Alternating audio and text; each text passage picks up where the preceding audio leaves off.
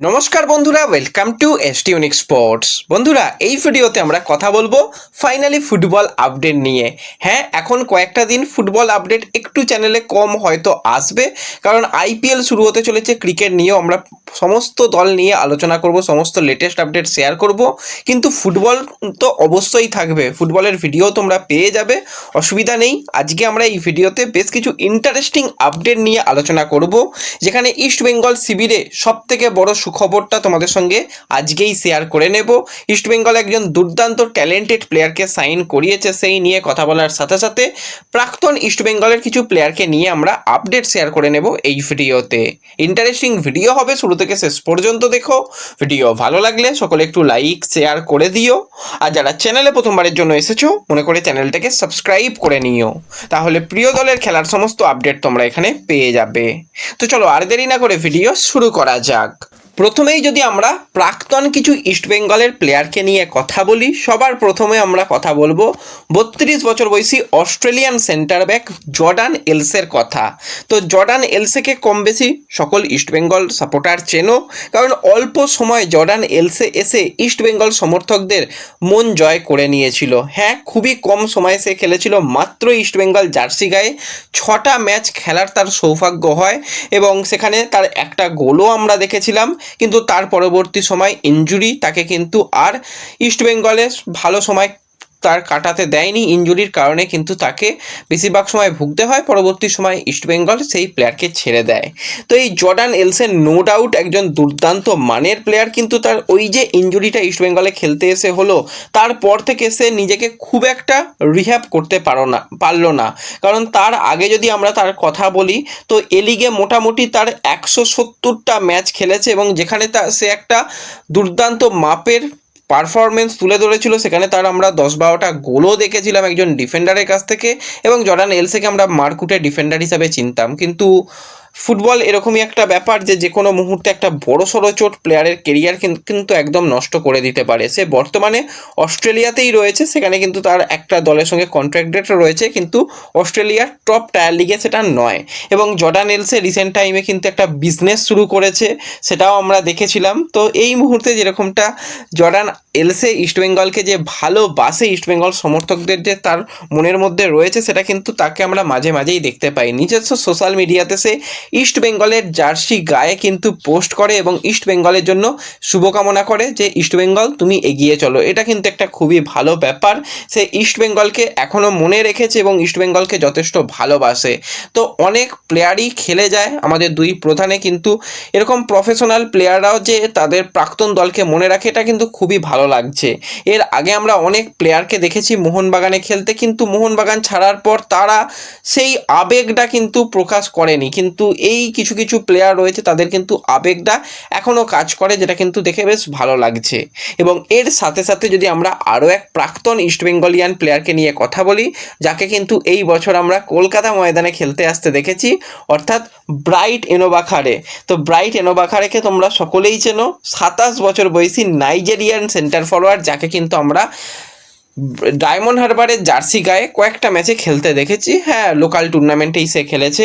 তো ব্রাইটকে নিয়ে যে আপডেটটা শেয়ার করা রয়েছে, ব্রাইটের জন্য সত্যিই মানে ফুটবল ক্যারিয়ারটা মোটেই ভালো নয়। যখন সে আস্তে আস্তে ছন্দে ফেরে, তখনই দেখি একের পর এক সমস্যা। ইস্টবেঙ্গলে যখন খেলেছিল কয়েকটা ম্যাচে ভালো খেলে, পরবর্তী সময় সে কাতারে গিয়ে এমন কিছু পারফরমেন্স করতে পারেনি, আর তার লাইফস্টাইল খুবই খারাপ ছিল। এবং যাই হোক, ডায়মন্ড হারবারে আমরা আশা করছিলাম যে ব্রাইট হয়তো আবারও ফিরবে তার পুরাতন ছন্দে, কিন্তু দেখা গেল ব্রাইট কিন্তু একটা বড়সড় ইনজুরি পেয়েছে। নিজস্ব সোশ্যাল মিডিয়ায় পোস্ট করে সে জানায় যে তার ইনজুরির জায়গায় মোটামুটি অস্ত্রোপচার হয়েছে এবং সে এবার রিহ্যাব প্রক্রিয়া শুরু করবে। এবং অলরেডি ডায়মন্ড হারবার কিন্তু ইন্ডিয়ান ফুটবল লিগ খেলতে শুরু করে দিল। তো সেক্ষেত্রে ব্রাইটকে ছাড়াই কিন্তু তাদের খেলতে হচ্ছে, এবং তাদের ক্লেটন সিলভেইরা বলে যে বিদেশি প্লেয়ার ছিল, সেও তো দল ছেড়েছে। শুধুমাত্র লুকার উপর আক্রমণ বিভাগের দিকে কিন্তু অবশ্যই রয়েছে, এবং সেই জায়গাতে আরও কিছু অপশান রয়েছে। সেখানে সানডের প্লেয়ারটা, সেও কিন্তু একটা অ্যাটাকিং লাইনের প্লেয়ার রয়েছে, সেও কিন্তু অ্যাটাকে খেলতে পারে। কিন্তু সেই জায়গায় ব্রাইট থাকলে ব্রাইটের ঝলক কিন্তু আমরা দেখতে পেতাম। আমরা আশা করছি ব্রাইট খুব দ্রুত সুস্থ হয়ে আবারও ফিরবে ফুটবল ময়দানে। তো এরপর যদি আমরা কথা বলি একটুখানি ইস্টবেঙ্গল নিয়ে বড় সুখবর। তো ইস্টবেঙ্গল কিন্তু তাদের গুরুত্বপূর্ণ আইএসএলের ম্যাচগুলো এবার খেলতে চলেছে, কারণ এই সামনের দিকে 3টে ম্যাচ কিন্তু অনেকটাই ক্লিয়ার পিকচার এনে দেবে যে ইস্টবেঙ্গলের মরশুম কেমন যেতে চলেছে। কারণ 4টে ম্যাচে ইস্টবেঙ্গল পেয়েছে 7টা পয়েন্ট, সেখানে কিন্তু পয়েন্ট নষ্ট, এটা কিন্তু ইস্টবেঙ্গলের জন্য একটা চিন্তার কারণ। কিন্তু সামনে যে কটা ম্যাচ রয়েছে তুলনামূলক একটু হলেও সেখানে সহজ ম্যাচ রয়েছে। তো সেই 3টে ম্যাচ থেকে পুরো 9 পয়েন্ট পাওয়ার জন্য মরিয়া চেষ্টা করছে অস্কার ব্রুজন এবং তার প্লেয়াররা। তো এই ম্যাচগুলো কিন্তু খুবই ভাইটাল ম্যাচ হতে চলেছে। তোমাদের আগেই বলেছিলাম সল ক্রেসপো কিন্তু এই ম্যাচে ফিরতে পারে, সেটা পুরাতন খবর। কিন্তু নতুন বড় সুখবরটা এটাই যে কেভিন সিভিলেকে নিয়ে বেরিয়ে আসছে। তো এই আর্জেন্টাইন ডিফেন্ডার কয়েকটা ম্যাচে আমরা দেখেছিলাম ব্রিলিয়ান্ট পারফরমেন্স করেছিল এবং ইস্টবেঙ্গলের ডিফেন্সকে দেখে মনে হচ্ছিল অপ্রতিরোধ্য। তারপরে তার চলে যাওয়ার পর কিন্তু ইস্টবেঙ্গলের ডিফেন্স নিয়ে বারবারই কিন্তু প্রশ্নচিহ্ন উঠেছে। তো এই কেভিন সিভিলে কিন্তু এবার অনেকটাই ফিট হয়ে উঠেছে।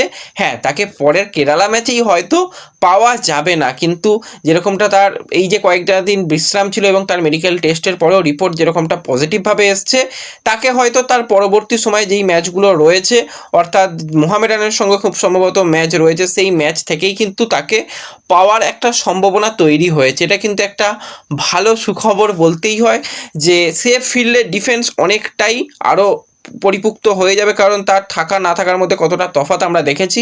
হ্যাঁ, যদিও আনোয়ার এই সিজনে ব্রিলিয়ান্ট ফর্মে রয়েছে, তো এই জায়গাতে যদি কেভিন দ্রুত সুস্থ হয়ে মাঠে ফেরে, তো তাদের দুজনের যে আমরা কম্বিনেশন দেখেছিলাম, তাদের দুজনের যে ডিফেন্স দেখেছিলাম, সেটা কিন্তু ইস্টবেঙ্গলের জন্য অবশ্যই একটা খুব ভালো ব্যাপার হয়ে উঠবে। আমরা আশা করছি কেভিন খুব তাড়াতাড়ি মাঠে ফিরবে।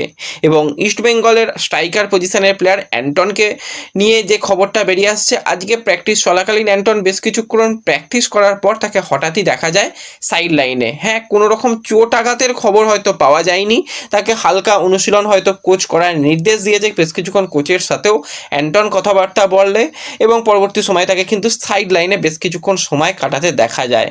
তো আশা করছি অ্যান্টনও সুস্থ রয়েছে এবং কেরালা ম্যাচে কিন্তু 5 বিদেশিকেই পাবে এবং তার পরের ম্যাচ থেকে ইস্টবেঙ্গল আশা করছি 6 বিদেশিকে নিয়েই খেলাতে পারবে। তো এর সাথে সাথে যদি আমরা ইস্টবেঙ্গলকে নিয়ে একটা ট্রান্সফার আপডেট শেয়ার করি, তো সেই আপডেটটা হচ্ছে ইস্টবেঙ্গল কিন্তু একজন মোস্ট ট্যালেন্টেড প্লেয়ারকে সাইন করিয়েছে।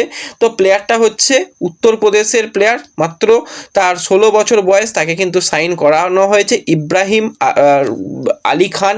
তো যে কিন্তু বিগত মরশুমে বেঙ্গালুরু এফসির জার্সি গায়ে প্রচুর গোল করেছিল এবং পরবর্তী সময় আন্ডার 17 দলেরও সদস্য ছিল কিন্তু এই ইব্রাহিম, এবং সে দিল্লিতে বেশ কিছু টুর্নামেন্টেও খুব ভালো পারফরমেন্স করে।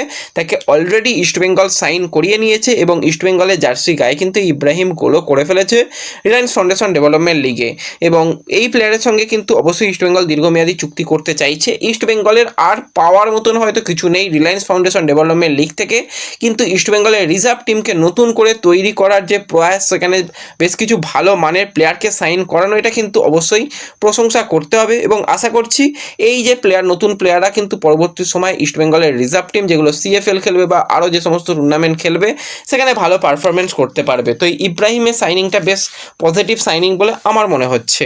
তো ব্যাস এই ভিডিওতে এই কয়েকটা আপডেটই শেয়ার করার ছিল তোমাদের সঙ্গে। ভিডিও ভালো লাগলে লাইক শেয়ার করে দিও, চ্যানেলে প্রথমবারের জন্য এলে সাবস্ক্রাইব করে নিও। দেখা হবে পরবর্তী ভিডিওতে। ধন্যবাদ।